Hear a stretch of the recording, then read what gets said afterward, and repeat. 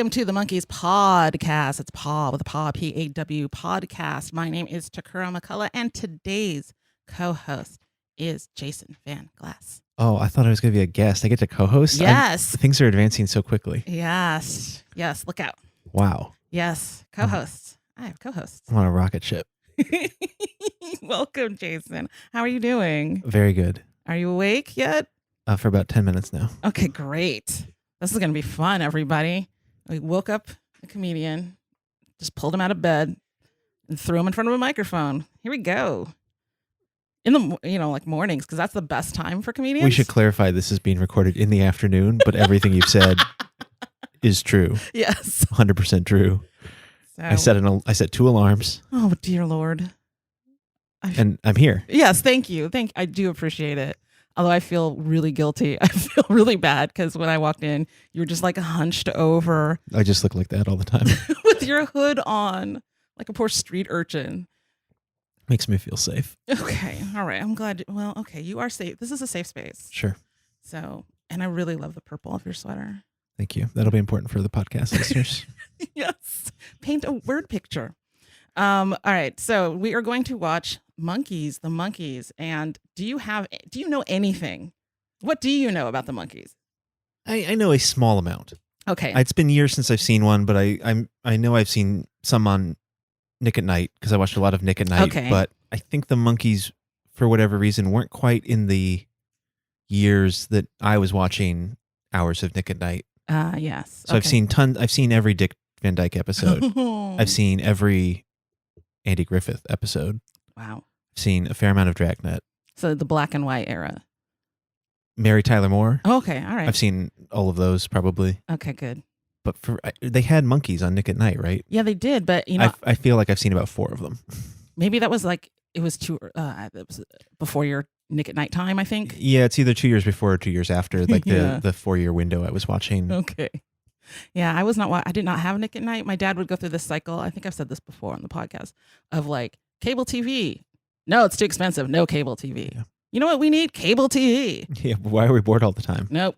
We need no more cable TV. Yeah, so I never, somehow Nickelodeon never got in the mix. So we'd have MTV, we wouldn't have MTV. We had MTV, we wouldn't have MTV. So yeah, I missed out on a lot of Nickelodeon. Like, what was that Muppety show that people loved? SpongeBob SquarePants. Yes, that's the one. I love me some Jim Henson's SpongeBob. Muppety show. There's a Muppety like show that all kids. Esmeralda's Castle. No, I think it was was it Fraggle Rock? Clarissa Explains It All. It was Fraggle Rock. Like all my friends were watching I love Clarissa Explains It All. Much too You old. can't do that on television. I see. That was another one that all my friends watched that I no idea what they were talking about. The whole podcast is just me naming 800 Nickelodeon shows. And I have a story for each one. Go. Alanis Morissette was on. You can't do that on television. That is true. She had the big bushy curly hair. And then there was a gross cafeteria man, right? And it gave us Slime. The slime we're also familiar with still today. Right. Thank God for Slime. Did you see that video? There's a video of like Katy Perry just being demolished by slime. It's horrifying. It's just like a cannon of slime. It's like she's at one of those award shows. Is it part of? Yeah. Yes, it's at the just award on show. The street, or is it? It's part of a. It's part of one of those Nickelodeon shows. And like she's at the podium and I guess she opens like an envelope or something. And I thought the slime should come from above and instead it comes from the podium like a cannon. That would be surprising. Of slime. And it's kind of horrible. People are like, somebody at Nickelodeon hates Katy Perry is what the description says. It's just fun to watch people get hit with slime. Not that close and that much. Slime's never been more popular. It's a huge thing on YouTube. Like one of the main videos that are popular with children is like where you make slime. Oh God. Okay. And then I don't know what you do with it. You just like slime with it. Torture your teachers with it. You throw it at Katy Perry out of a yes. cannon. Ideally. But if you don't have access to Katy Perry, then you just make YouTube videos, I think. Right. Oh God. That fad has passed my middle school. But I was picking it out of stands, and carpet. It all started on Canadian television with Alanis Morissette. Thanks, Alanis. 1984. Isn't it ironic? No? Okay. Slime's career has outlasted.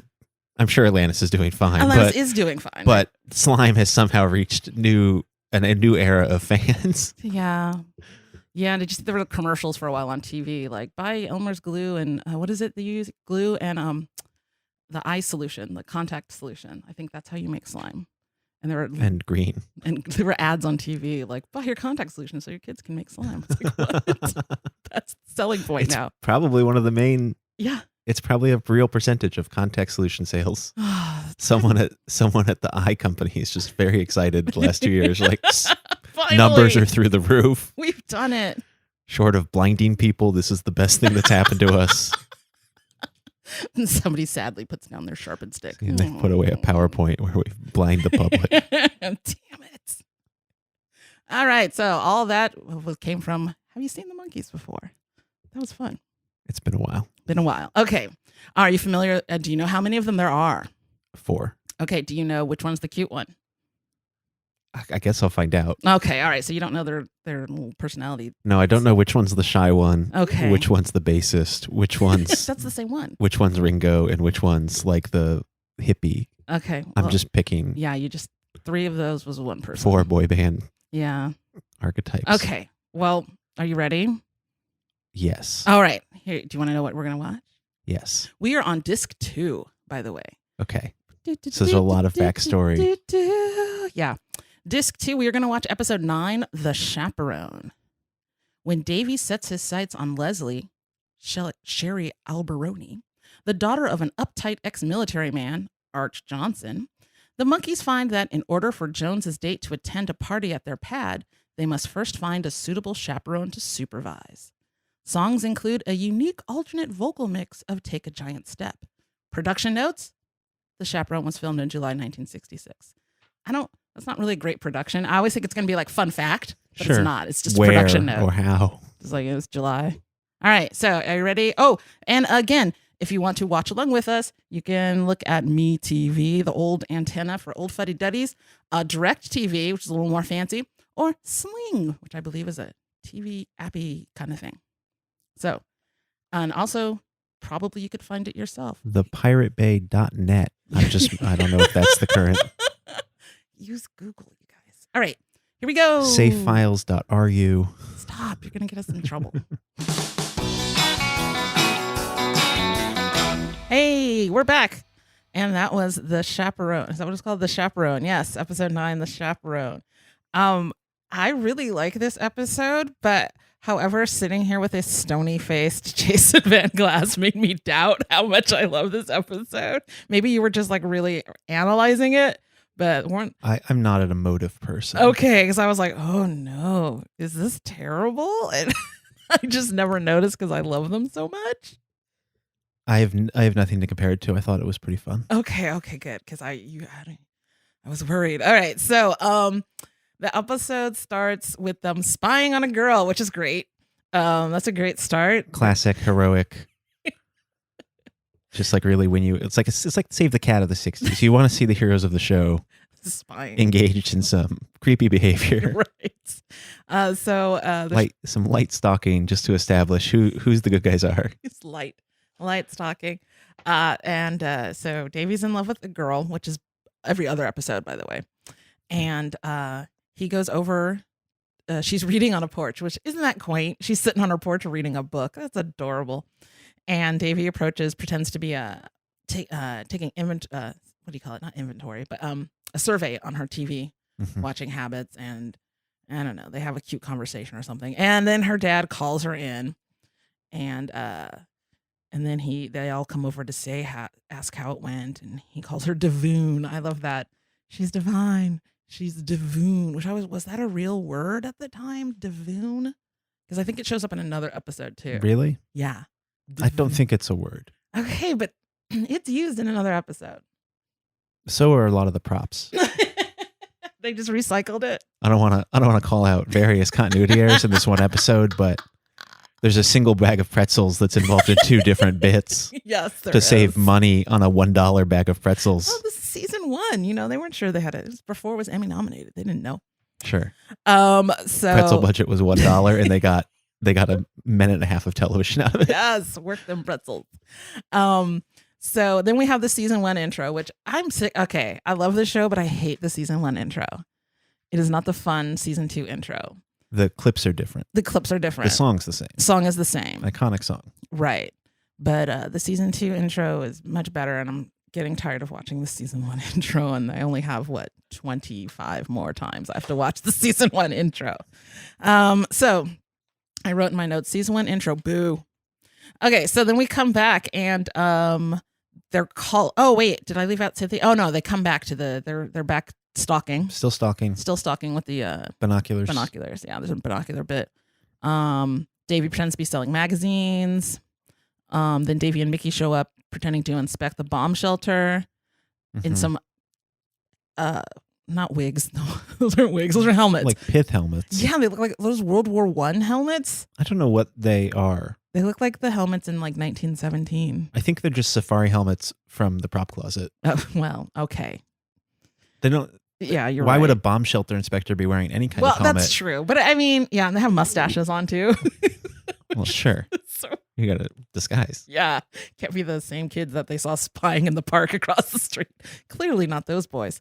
And then like Cynthia's hanging out, a girl's hanging out of a window.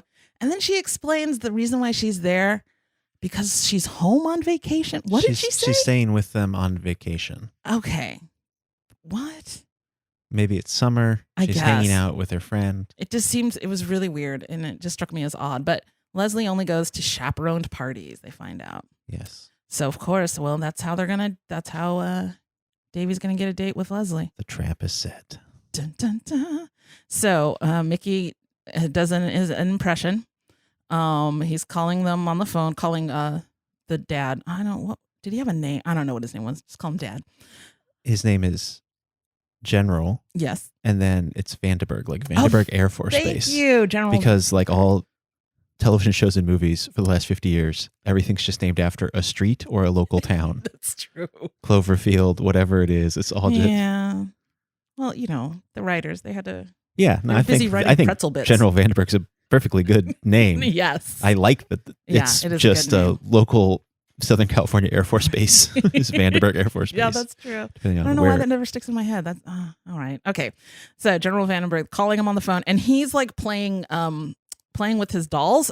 He's playing with his. He had some very cool extra large Green Army men. Yes, like really that I'm a little big. jealous of. And tanks, and he has his like helmet on with like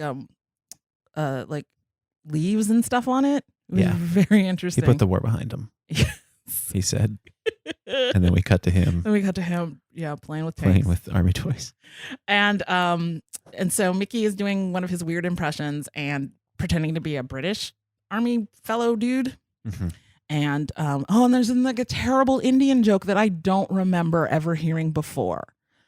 There's a Custer. Yeah, she's the granddaughter of Custer, and he's like, "Oh, well, don't worry, there won't be any Indians there." For something from 1966, I would rank this as enjoyably not racist overall. True. Yeah, there's been worse. I was watching the original Star Trek recently, kind of for the first time, and I had to rewind it, and then put the subtitles on to confirm what I had just heard. Yeah. And it's part of it is that there's like a line cut from the show, but this is like the quote. Okay. Spock gives the rundown on the planet that the Klingons are going to take over, and he says, first of all, what Spock says is abhorrent, except it's about some alien race. He just says it's like a substandard culture with nothing particular of note. It's a D- on the Richter scale of cultures. No. So it's just like people living. It's just Captain. People living in dirt with nothing much to say for themselves. A D- on the scale, on the Richter scale of cultures. Are you ready for what the hero Captain James Kirk says next? No, I know. I still need to get over this first part. Kirk nods his head and goes, "Another Armenia." No. And I was like, that can't be what they just said. No. And I was like, is this what they just said? And then I turned the subtitles on. He says, "Another Armenia." And his point is that the Klingons will decimate these poor people the way that they're in the path of a war. All right, but that's not what the two lines are. The first line is not a thing you should say about any culture, even a fictional space culture, where you're just like, well, they have nothing worth saving, Captain. They are primitive dirt people. And then Kirk's like, I understand exactly what you're telling me. Another Armenia. Well, oh my God. And so in the context of that, while this Custer thing was racist, the show as a whole, I noticed the monkeys do have friends of color. Yes, I know. I'm so excited. And that's not a given in 1960s television, so that they're allowed to even just be in the same room with. You have no idea how excited I am to see them, because in the terrible VHS, copies, it's not clear. You can't really see anybody in the background. And it was lovely. Although they were paired up when they left. They're only allowed to dance with each other. It's 1966, but also they are at the same party. It's like a mixed party. That is true. Mr. Clean is there. I don't know if a toilet's been on television by the time this airs, so I'm saying like 1960s television is playing by some pretty strange rules. That's true. And the fact that this only had one awful joke at the expense of the Native American genocide is like, okay, 8 out of 10, guys. Okay. Pretty good. But what's really weird to me is that as many times as I've seen these episodes, I don't remember ever hearing that joke before. Mm-hmm. This is the first time it just like came through. Maybe I just couldn't understand what Micky was saying before. I thought somebody would have told me that Captain James Kirk was racist against of all the stuff I've heard about Star Trek in my life. How is that? Yeah. I could not believe that's what he'd said. What episode it's like, how is that?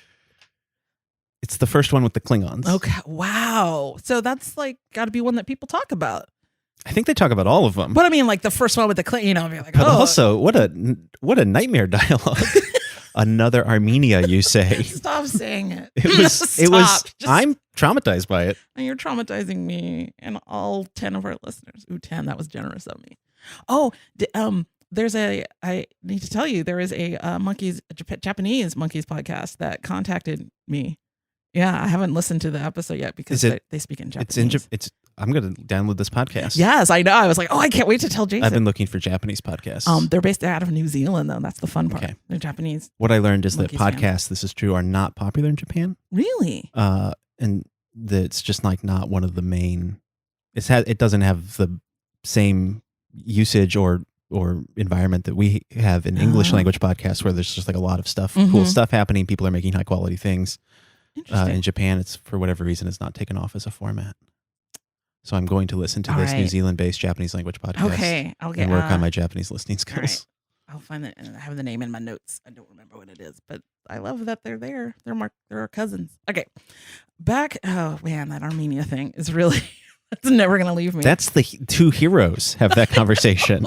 And what Spock says is bad enough. What Spock says is also, it's like, this is the future ethics, is that they have a Richter scale of culture.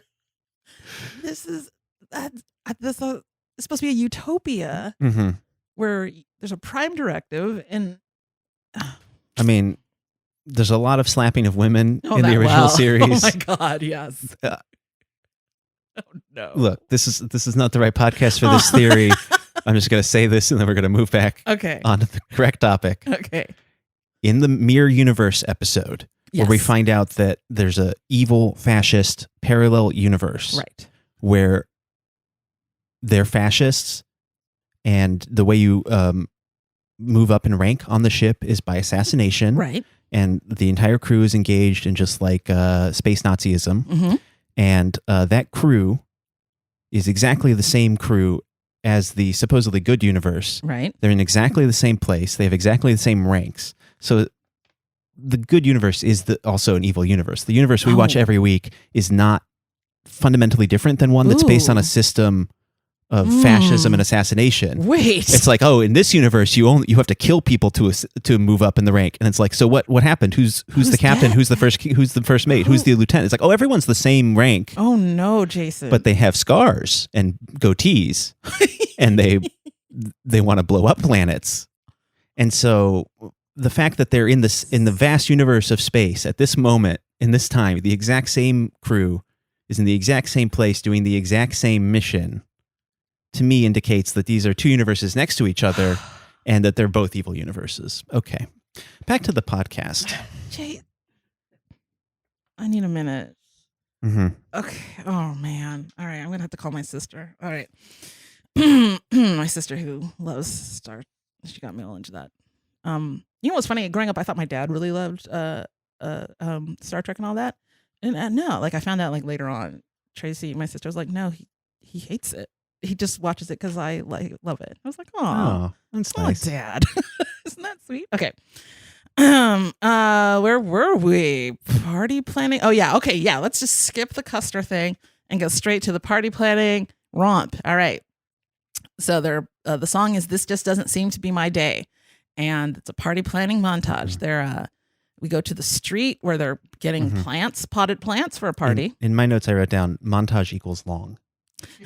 Well, it's length of the song. It wasn't not enjoyable. I just was impressed that there was like 2 minutes of dialogue-less television being broadcast. Yes. It's not something you normally get to do. Yes. Maybe outside of this one show. Of course. Right. Yes. You gotta sell the song. There were about 25 sketches before anyone said anything or the plot progressed in any way. I know, I love it. They destroyed a bag of pretzels that later made an appearance in a separate. yes, I love Mike's very pretzel clearly bit. the same bag of pretzels. I love Mike's pretzel bit. He's so charming when he finally conquers that pretzel bag with an axe and takes a bite of that pretzel. And yet the bag is fully intact. Not 5 minutes later when. It's clearly a second bag of pretzels. They I had hope money for IMDb 2 bags. Goofs talks about the pretzels. I'm gonna create an IMDb comment and upload a goof. Mike destroys a pretzel bag. Then Mr. Babbitt has it later. Arrives at the party with the very same pretzels. What? Okay, so I love the pretzel bit, and then I love Davy's balloon, balloon pop. I don't know if you remember when. And it keeps blowing into. And when the popped balloon. Peter is blowing out the balloon, but I love the way Davy does it. He's just staring at him as he blows up a balloon, just staring at him. Then he pops it, and then just continues to stare as Peter continues to blow up the balloon. Like no reaction at all on his face, just the same stare. That is, I think, my favorite Davy. One of my favorite Davy bits is that balloon bit. I think. Otherwise, I mean, it's also mine, but only based on a lack of options. Okay, but I just love the expression on Davy's face with the balloon thing. Then we see the cake, Mickey sliding down the stairs into the cake, which we've seen every single time because that's in the opening. Yeah. And it's gross. That cake is disgusting. It's a strange cake. Because when Mickey face plants into it, he comes up and his face is like covered in like custard or something. Do you think they started with a normal size cake and realized the bit stunt? doesn't work? Well, the stunt was difficult to pull off. It's hard to slide down a staircase and land face first in a cake if you're not a trained staircase stunt professional. Right. And so in like the third take, they're just like, make the cake 4 feet tall. Probably. Oh, probably. But yeah, they just used custard. Oh, it's gross. That cake is disgusting. All right. Okay. And then let's see. There's some more. There's like another gross thing is the fish that comes out of the lemons or the oranges there's some animal cruelty in Peter, the show. Yes. Oh yeah, the monkey that they have. There's some live animal. The stuffed bits. monkey that they have in the house. And they get a close up and it says "our producer." Sticking it to the man. They're sticking it to the man. The creepy eagle blinks. Yeah, what's with all the mannequins and props in this apartment? It's a Is that ever house. explained? It's a wacky house with some crazy boys filling up the pad with all kinds of crazy stuff. Mr. Snyder shows up later. A lot of animatronics. Well, yeah, it's monkey magic. Makes things come alive. Anything else in the montage?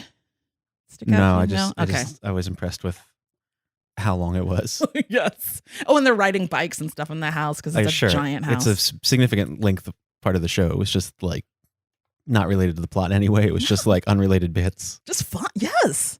Wow. You know what? You're really explaining to me why I love the show. Sure.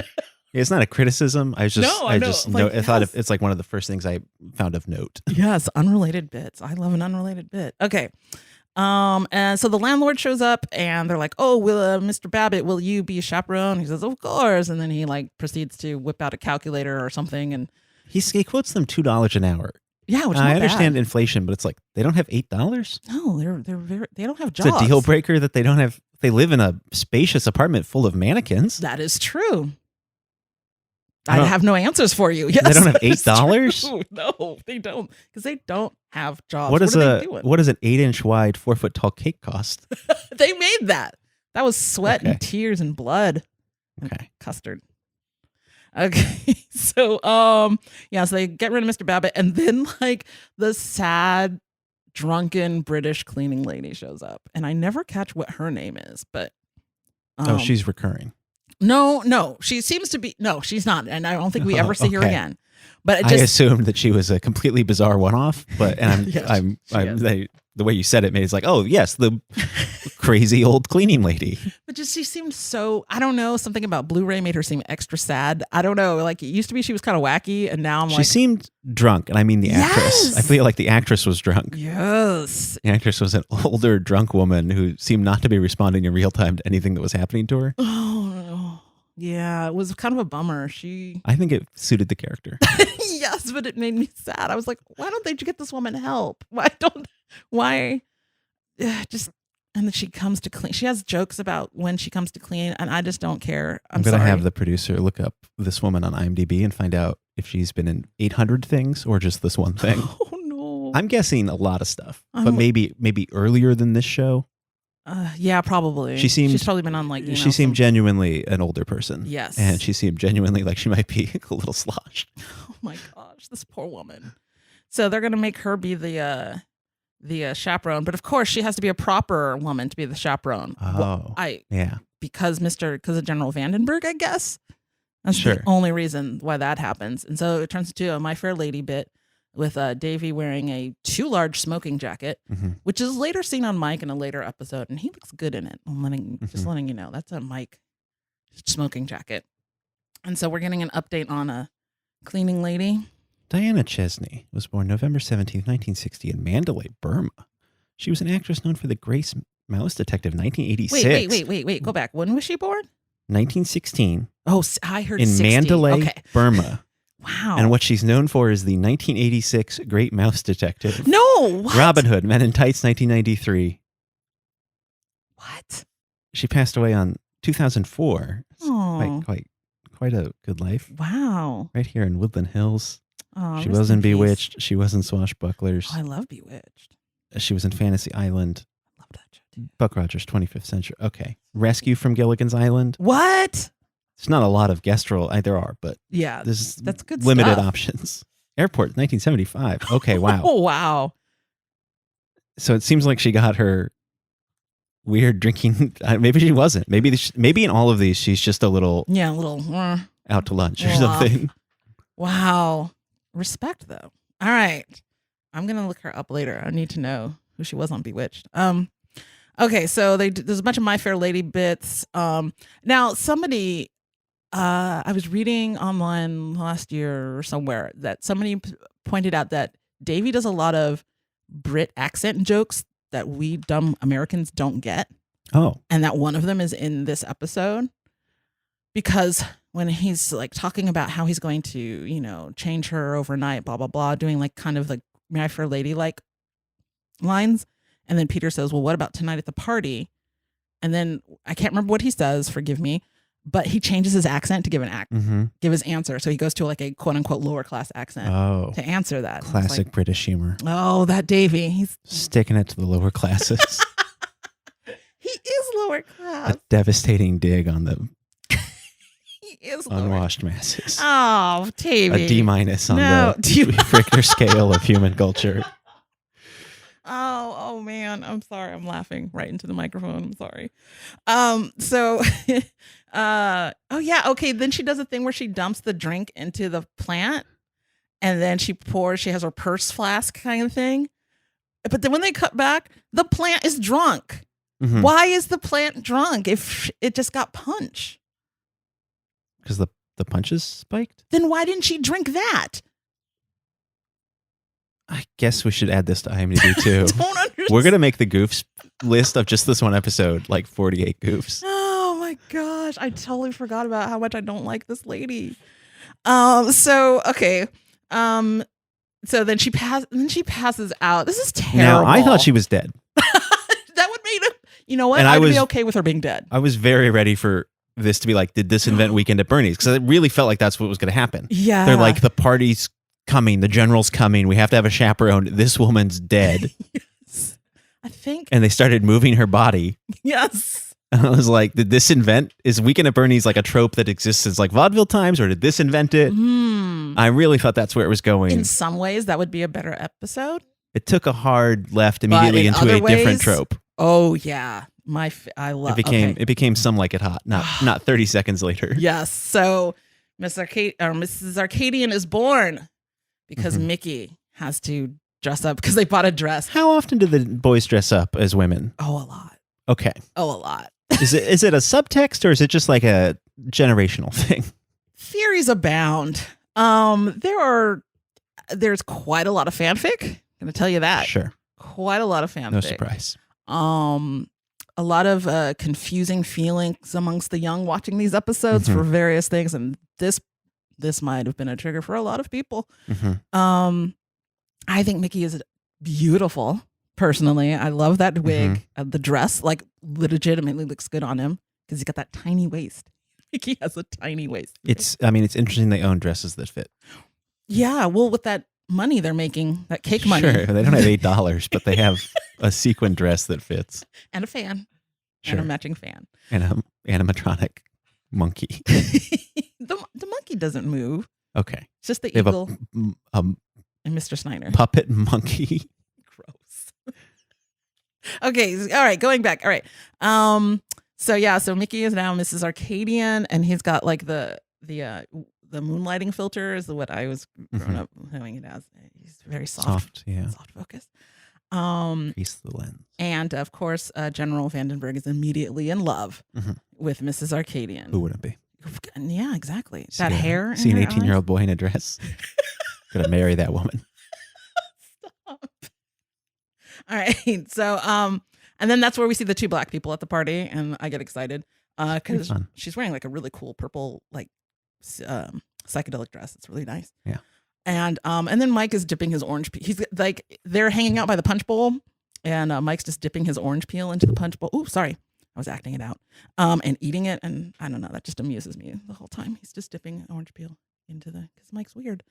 Then we have a Tarzan bit that just comes out of nowhere. Now, when they go to that little Tarzan, or is that like actually the opening titles of Tarzan at the time? Because that looks like that weird cutaway. It had a title for some reason. Instead of just Tarzan swinging, it also had the word Tarzan in bold font. Which makes me think, is that actually from the Tarzan TV show? That must have been. Yeah, probably. Because the quality of the film it was like changed. Black and white. And it was weird. It was widescreen for 2 seconds. Yes. And then like there's a Tarzan bit, and Peter's all, he gets more girls that way. Boop, boop, boop. And it's not funny, and I don't like it. How about you? We're not getting the reference. It's a topical reference. Because then what happens is Mr. Clean shows up. And also a third woman that looks through a telescope, but we don't know if she's a reference to something or not. I wonder. But I like Mr. Clean. Mr. Clean. And we learned that the Mr. Clean that shows up is the basis for the advertising character Mr. Clean, potentially, not the other way around. Which is fascinating. That the advertising character Mr. Clean is based on this character actor who is always bald and wearing a gold earring. Did he get money? Did he sue? Oh, I bet he got ripped off big time. Oh, poor dude. Because that dude had a look. Yeah, he looked like Mr. Clean. And they went, that's our look. Thank you, sir. We don't need you. And so I guess my question is it a string of three? Is it Tarzan, Mr. Clean, and then some woman that's also like an advertising or topical movie reference or something? Or are we painting that on because we're trying to make sense of that's just what that guy looks like? It was Mr. Nonsense. Clean. Mr. Clean is based on him. He's not there to play Mr. Clean. No, he's got to be there to play But he cleans a window. Yeah, he walks in and immediately starts cleaning a window.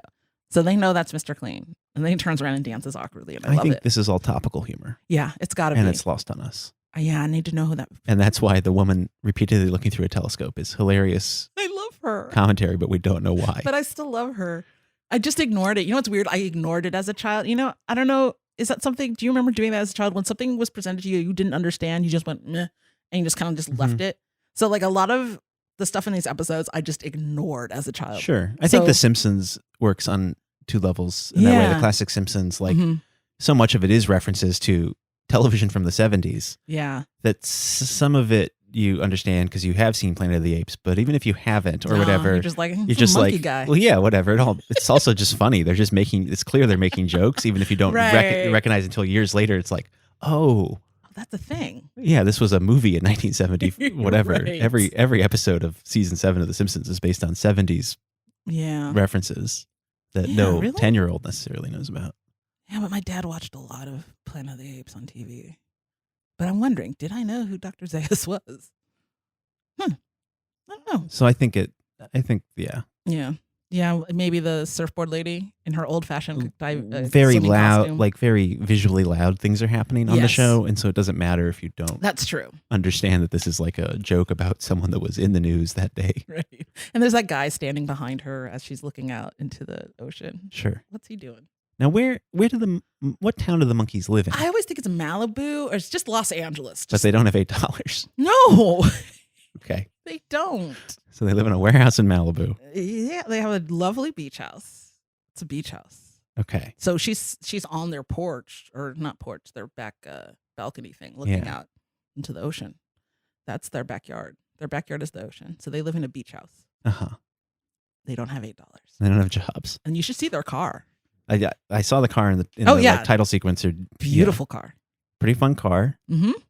They should probably be incorporating that into every episode. Mm-hmm. It's like weird to have a Batmobile and not find a reason to use it. It does show up in some episodes, but you're right. Not every episode. I think they'd have better luck picking up random women. That's true. That is true. If they pull up in the monkey mobile. Why didn't they drive up on Leslie? We don't have $8. We do have a $150,000 automobile.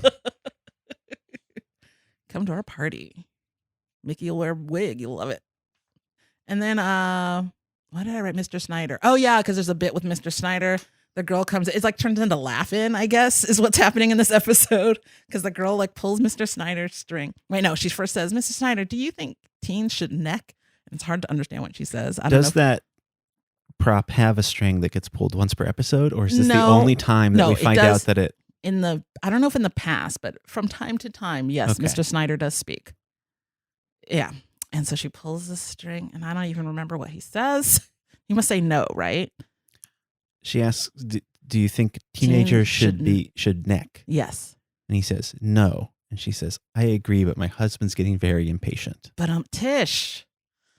So it's like not a bad joke. I'm worried about these two 19-year-olds that are married. Yeah, that's the part that's too young. Yeah, too young. Yeah. Yeah, it's disturbing. All right, thanks, Mr. Snyder. All right, and then Micky as Mrs. Arcadian like grabs Peter by the ear and says it's time for them to play, but they play poorly. I don't know what that's about. And then we have our second musical montage, our second romp, Take a Giant Step, and this is where Mr. Clean gets to dance. I've said that I think this song has showed up before on an episode, and I've said this before. This song used to scare me as a child because they say take a giant step outside your mind. Okay, this ties into one of my main questions. Okay. What role, if any, does LSD play in this television show? This is the first season. Things are still kind of innocent, or we're pretending to be innocent. We're still on episode 9. Do you think the 4 monkeys in their private lives at this point have taken LSD? Good question, because we're still early. This is still episode 9. I'm not sure how early they knew that this was potentially the whole show is just being made by a bunch of squares that make television for a living, and they are aware of psychedelic culture, and they're incorporating psychedelic clothing and random pops from the pop. Mm-hmm. They're pulling stuff just from the ether, but also potentially the show is made by people that are writing it while they're on LSD. The 2 showrunners were relatively young. One was the son of Mucky Muck. So yeah, they were relatively young. I think they were in their 30s, I think, when they made the show. So yeah, there was some influence. So I'm hearing yes. Probably, yeah. It's 1966. They're in Hollywood. Yeah, I'm saying yes. The show is made under the influence of exposure to LSD. Yeah, it's probably. That's good. Yay! You say that like it's a bet. I know. LSD scares it worked. Me. Right, but it personally. made the television better. Okay, all right. Right, compared to whatever this was up against, that was probably like really drab. Yeah, this has just like a lot of bright colors, a lot of unrelated visual nonsense. Gags. Yes. Just a lot of them trying to set up balloons, kind of slapstick, but for like a minute. Yeah. Yeah. I guess I never thought about it with my, innocent child brain. I never thought about it. I think the visuals are very psychedelic, which maybe just try and make it seem like it's hip or something. Right. But also the humor is very pop-brained humor. It's very like it's very like non sequitur humor. That's true. And very like falling down the stairs into a cake humor. Yes. And then a lot of the logic is freed the way that LSD would disconnect you from like mundane A to B reality. Okay. Something to think about. Thank you. Because later they definitely do LSD, right? Yeah. Oh, yeah. I have never seen the movie Head, but my understanding is that the boys... Yes. Yeah, it was just drugs. Full magical mystery tour. Drugs in Ojai with Jack Nicholson and a recorder. Just saying. Sure. Yeah, talking. Art. It's amazing. All right.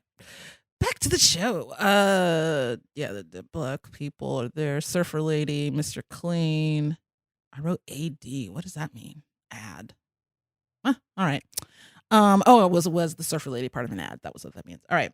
And then we cut back and and I like the way that Micky sings as Micky and then also as Mrs. Arcadian. He's like lip syncing to the song. Without anyone being any the wiser. Nobody notices. He changes out of his dress, performs music. Mm-hmm. No one notices the chaperone is missing. No. Gets back into the dress. Yep. Finishes the song. Uh-huh. Yes. And I like when Micky goes to untune Peter's guitar. Yeah, the bass guitar. It's cute. Okay. Then they cut back and Micky's complaining to Mike and Mike's like, it's for a pal, suck it up. Get, possibly sexually harassed. You're a woman now. This is why won't you just do this one thing for me? Marry this World War II general. What's the math on that? He must be 80.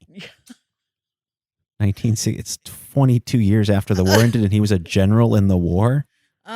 Best case scenario, he's 70 years old. Well, we don't know how he got to be general. Maybe he rose ranks by murdering the other people. In that evil universe. Then that's when Mr. Babbitt shows up bringing those pretzels and falls in love. But we have an update. I've been handed an IMDb goof. Oh no. This is a confirmed goof. 2 of 2 people found this interesting. Get ready. Okay. Harley Vandenberg is clearly too young to have been a general in World War II. He would have been in his 20s and could only have been a captain at best, or conceivably a major during desperate circumstances. You can't disagree with that. All right. Much respect to the sticklers of rank for pointing that out, because that's not. It ruined the episode for me, frankly. It's not something that I ever. The whole time I was there, I was doing the math. I was just like, this does not. I mean, this is a 50-year-old man, but you're right. For him to have even fought in World War II, he'd be at least, this just doesn't make sense, and that's why the show doesn't work. I'm sorry to have forced you into this. I apologize. I will try to make it up to you somehow. Mr. Babbitt brings those pretzels and falls in love too with Micky as Mrs. Arcadian. And then Davy ruins everything. Davy and Leslie are giggling literally behind General Vandenberg's back about what is happening. Discussing the conspiracy before the caper has been completed. Yes, Davy. Just like, can't believe these idiots are going to let us rob this bank. We've got a man on the inside, and in 10 minutes from now, we'll be rich because we'll have robbed this place. They say, standing in the middle of a busy room. The bank president turns around. What? So General Vandenberg overhears and then immediately begins ordering everybody around using what I conceive of as marching band terminology, because that's how I experienced all that about face. I am curious what part of the Army or Navy or Marines he was in. I think of marching. I mean, do generals march people? I have no idea. We need to add a couple more goofs to this page. Yes. And why do the monkeys all know? Were they all in marching? Well, they probably were in marching band because they're musicians. So they know the marching band terminology. I think he has a compelling sort of hypnotic influence over the nation's youth. Yes, he does. Because he marches the entire party out of the house. All of them. Kid does a spin move and closes the door behind, leaving our poor heroes in the kitchen. And but General Vandenberg will not be denied his one last revenge on the group, because he announces that he and Mrs. Arcadian are getting married. What? You can't marry a boy, General Vandenberg. What are you talking about? It is inherently funny. It's just like, what? What? But my favorite thing, my absolute favorite thing, and probably the reason I love this episode, is because Micky considers it. Yeah. Venice, that's all he needs to hear. He starts rowing his little little fan. Sure. I mean, a lot of this is from Some Like It Hot. Yes, I know, but I didn't know that at the time when I was watching it. Right. So I was like, "This is amazing. Micky's gonna marry General Vandenberg," and I really like that about this. I like that nobody goes, "Ew, gross." There's no like vomiting. There's no, you know what I mean? There's no that's gross. Yeah. There's no panic. It's like, sure, maybe it'll work out. I put my notes down. It'd be great if they were married for the rest of the season. It would be. How amazing that would be. General Vandenberg busting into the house every once in a while. Yeah. They got to find that one dress. Oh. Oh my gosh. The capers. Chaperone. Oh yeah, and then the chaperone shows up again. I'd forgotten about her. I thought she was dead. Yeah, I know. And I thought we'd just move, just like that'll be separate later. They'll figure out what to do with the body. They've killed an old woman. We don't know who the old woman even is. She just like showed up unannounced. She's a cleaning lady. She showed up. They can afford a cleaning lady. They've never met before. She came with the house. No. Davy knows her. I think they have a connection. Then she's British. Dead, and they move the corpse into a bedroom, and then they have a party. All perfectly. I thought for sure they were going to prop her up Weekend at Bernie's style. We wouldn't get Micky in a dress, though. We wouldn't get Micky in a dress. But then she comes back to life. Yes, she comes back to life with the candelabra thing. Does that candelabra bit with her. Appears in Robin Hood Men in Tights. With their stinky alcohol breath, which I did not get as a child, of course. Didn't know why she could breathe fire. And then Mr. Babbitt comes in. I just got that now. See, it's not that. I didn't understand why the candles were doing that thing. It's her breath. She has alcohol breath. Or even how they made the candles do that thing. A pretty cool effect. It is a nice trick. I do enjoy it. And I'm glad I hope nobody got hurt. Ooh, okay. You think the props guy on this was like a 50-year-old grizzled, like conservative? Definitely. Or do you think he was also high out of his mind? I think it was just bunch of loony hippies just making stuff in a garage. When you see in moments of clarity.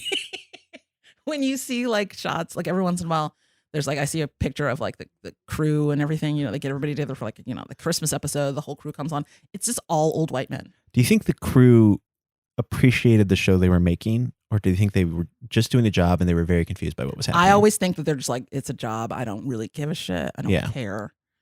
They seem to genuinely like the makeup man. He shows up in a couple episodes. They talk to the makeup dude. He does weird stuff to their eyebrows. I don't know if you noticed their eyebrows, but everybody's eyebrows look weird. I'm gonna look for it now. Okay, their eyebrows look super weird. Like the coloring doesn't quite match their natural eyebrow color, and it's terrible. Huh. But they generally like their makeup guy. They like the producers. And then everybody else, I just feel like they're just like, it's a job. I mean, you're a cameraman.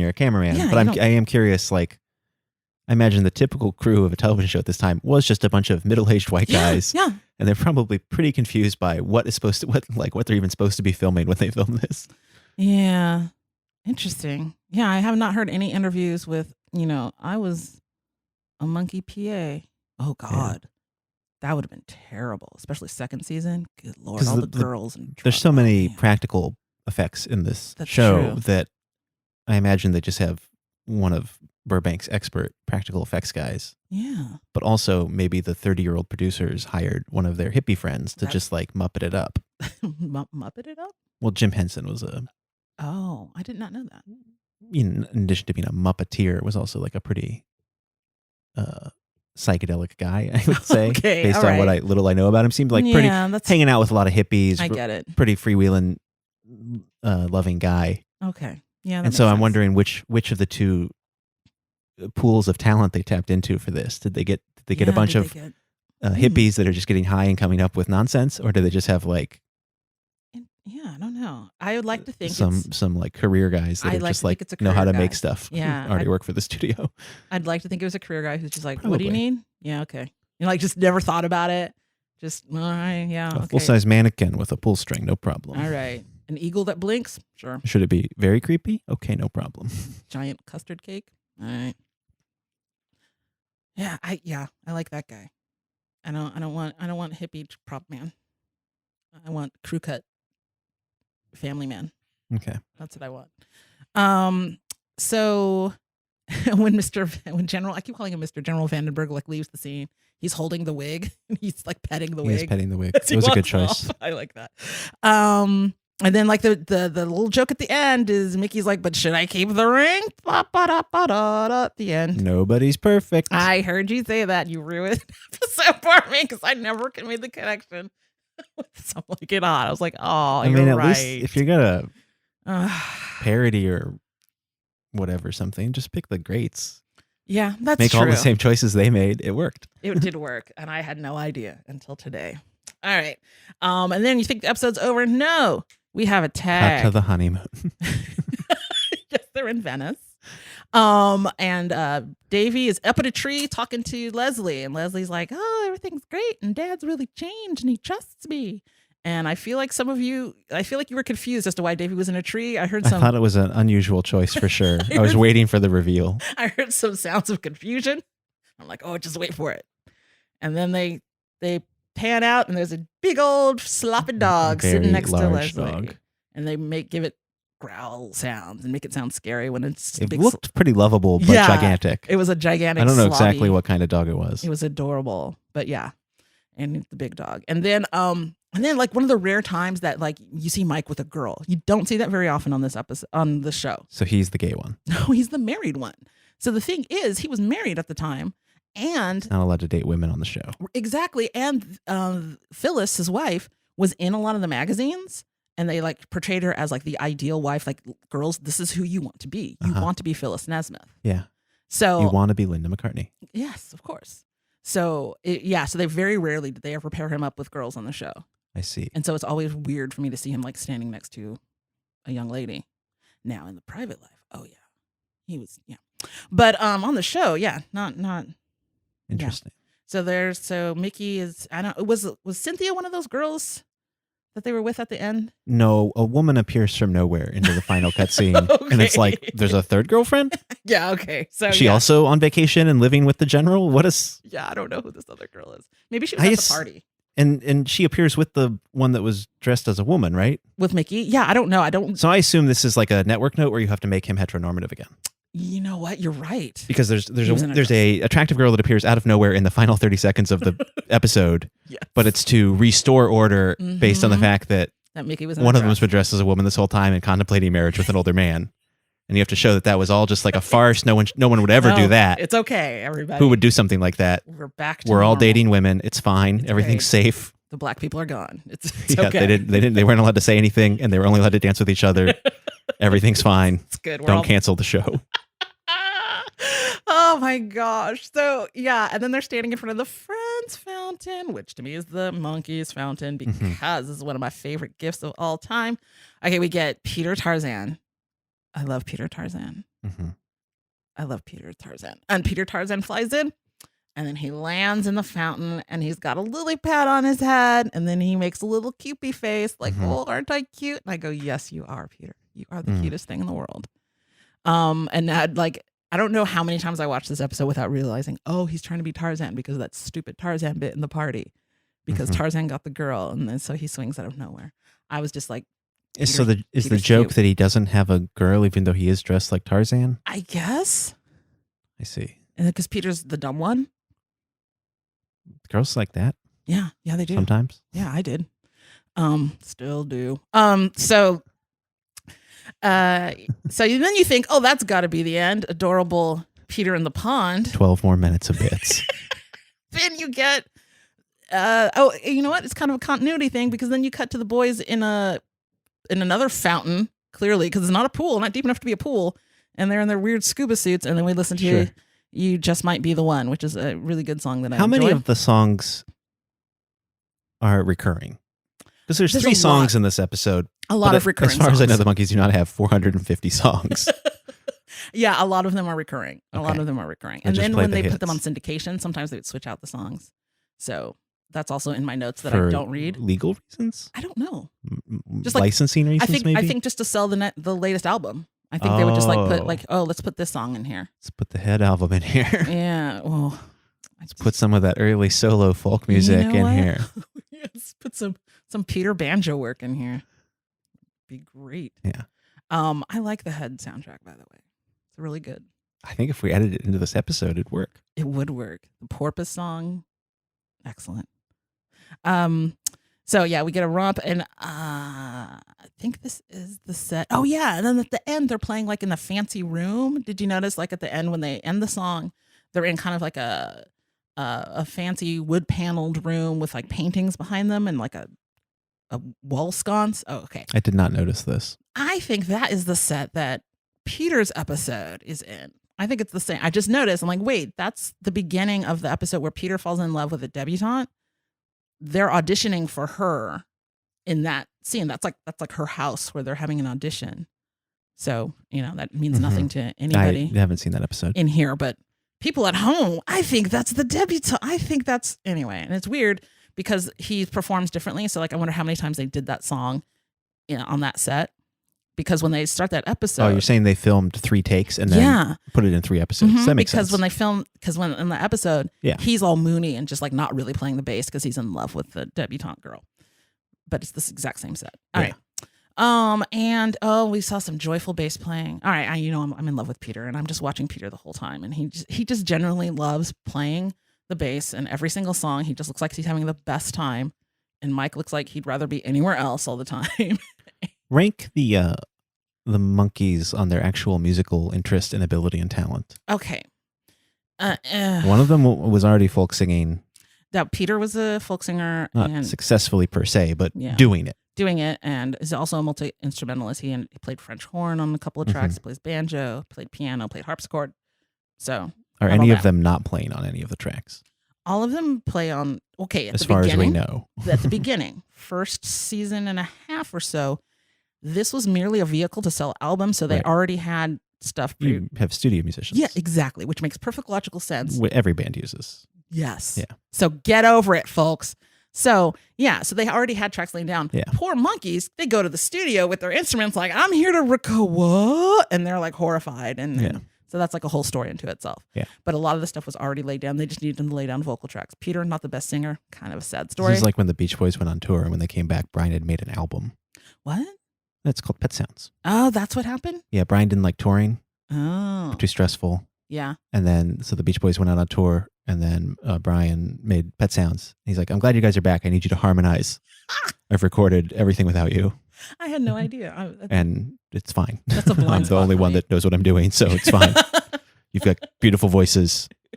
Just think. You're flat. Oh, there was a movie. It was an episode of some British TV show that my friends were watching.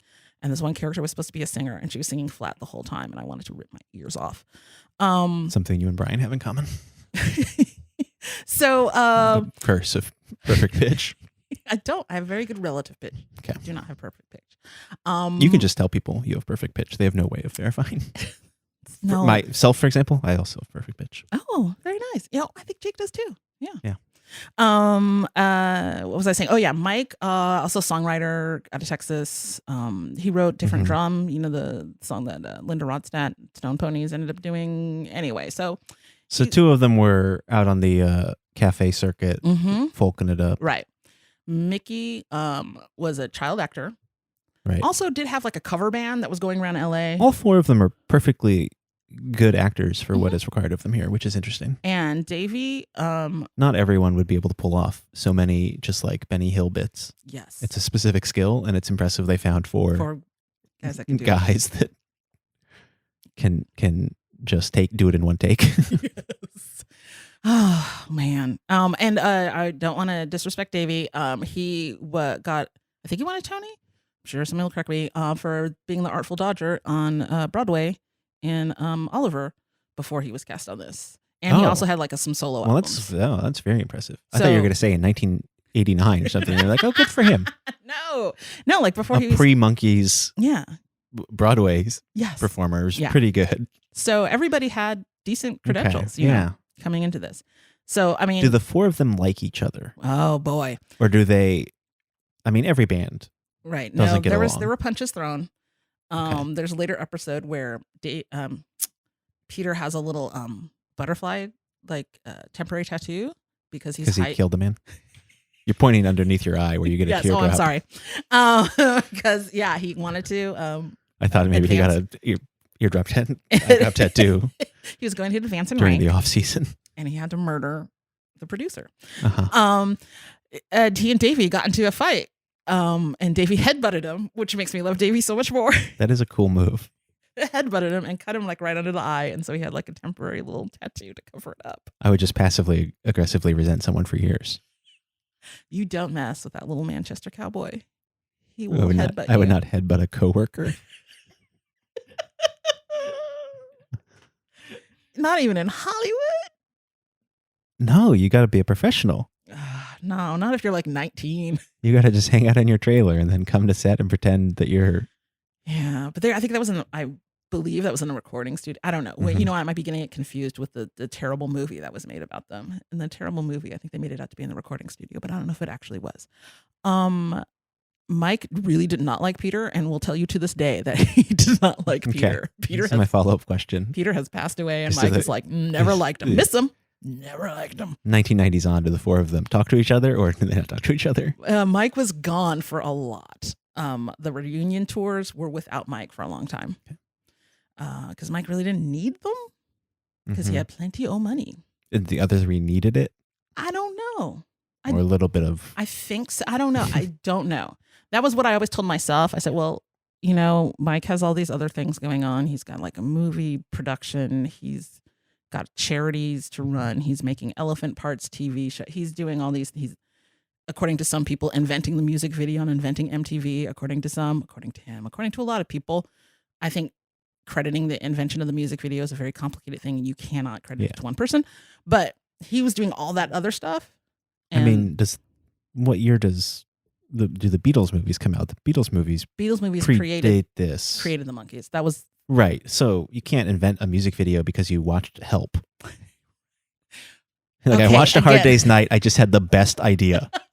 Well, it's about how you perceive what if the music video. Is it just one song?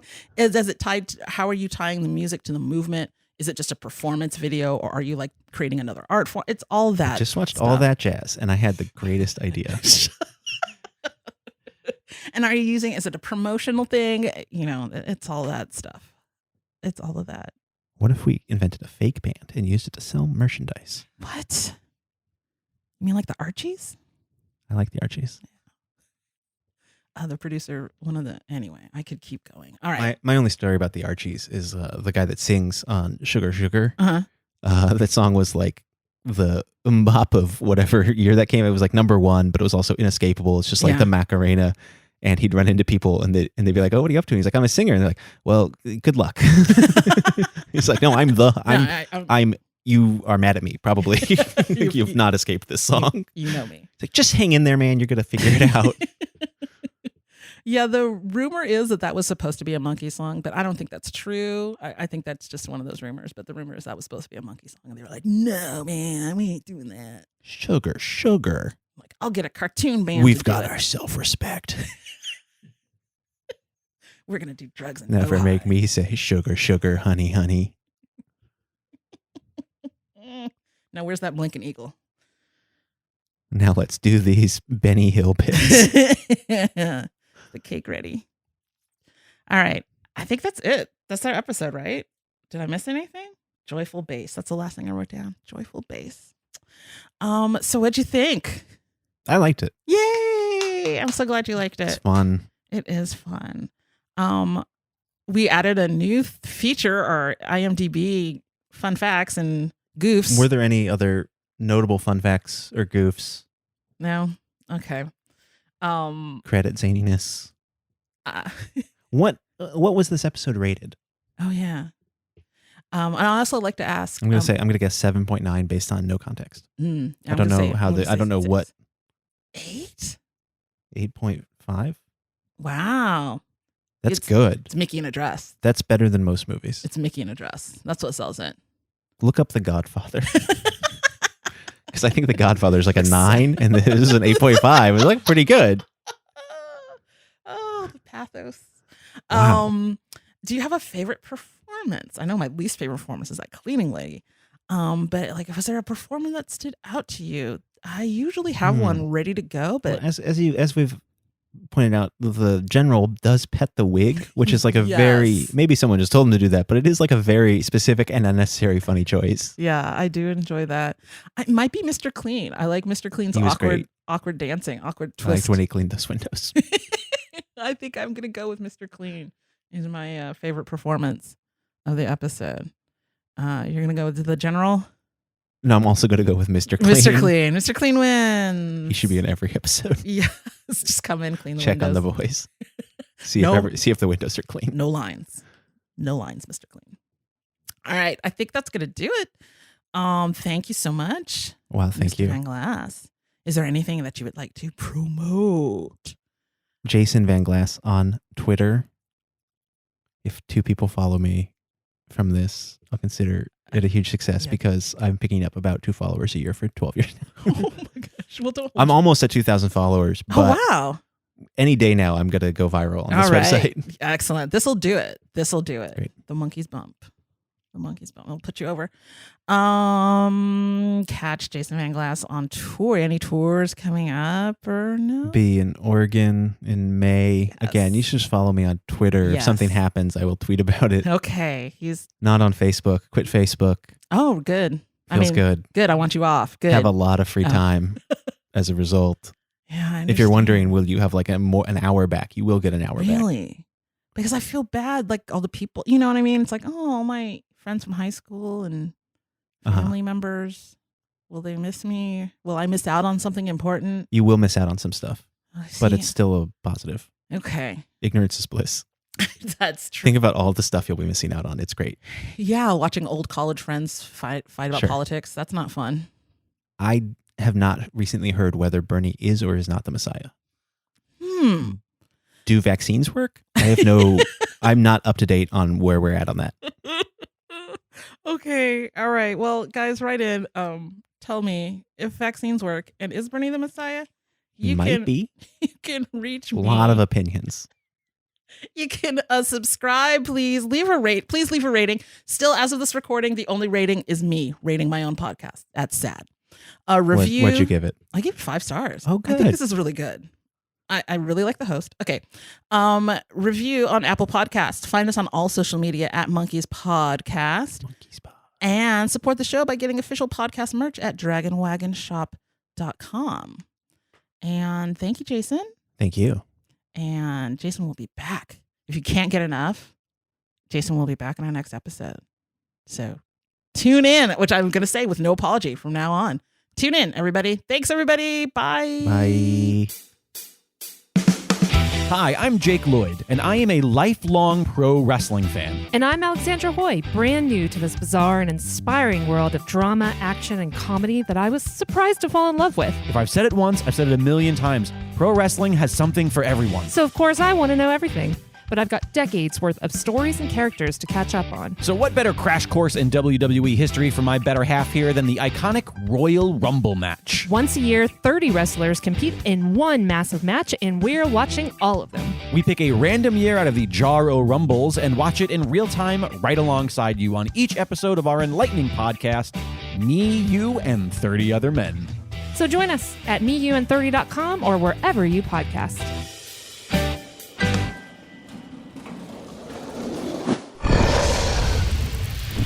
Dragon Wagon.